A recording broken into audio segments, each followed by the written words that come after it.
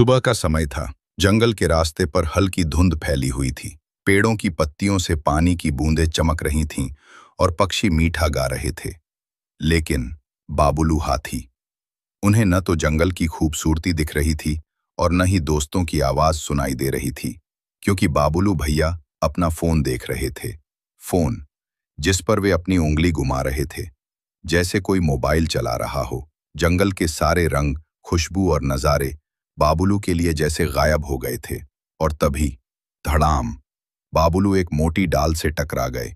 गुस्से में डाल पर चिल्लाने लगे, अरे डाल, मेरे रास्ते में क्यों आई? पेड़ से उल्टा लटक कर मिमी बंदर हंसा, अरे बाबुलू भैया, फोन के चक्कर में डाल से लड़ रहे हो? चलो ना, हमारे साथ खेलो। लेकिन बाबुलू ने सूंड हिलाकर कहा, अभी नहीं, मैं बिजी हूं। एक कोने में टुटू तोता चुपचाप बैठा था। उसकी चमकदार नीली पंखियां सूरज की रोशनी में चमक रही थी, लेकिन उसकी आंखों में उदासी थी। वो सोच रहा था, बाबुलू भैया हमारे जैसे पास के दोस्तों को भूल गए और दूर के ऑनलाइन दोस्तों को ज्यादा अहमियत दे रहे हैं।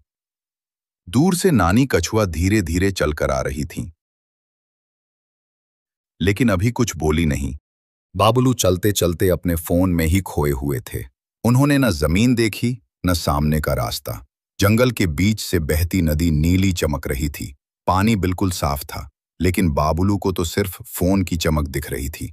और तभी छपाक, उनका पैर फिसला और वे सीधे गड्ढे में गिर गए। बचाओ, बचाओ! बाबुलू चिल्लाने लगे। उनकी सूंड इधर उधर हिल रही थी।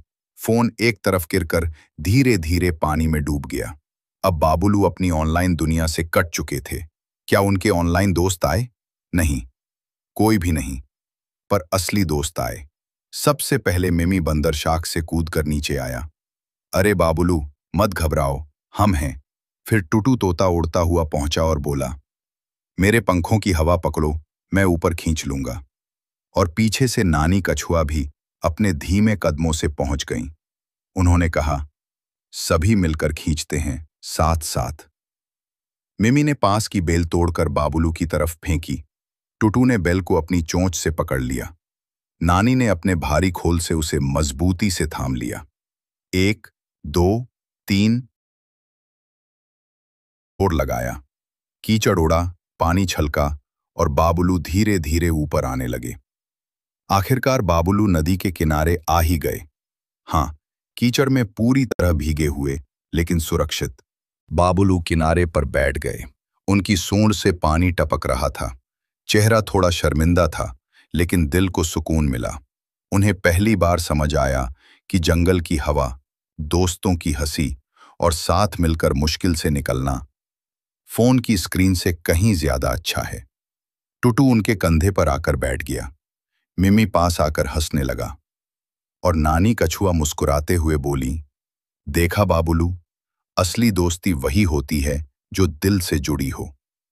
बाबुलू हंसकर बोले, मुझे लगा दोस्ती सिर्फ फोन पर होती है, लेकिन असली कनेक्शन तो वही है जहां दोस्त मदद के लिए खड़े हों और जिनकी बैटरी कभी लो ना हो।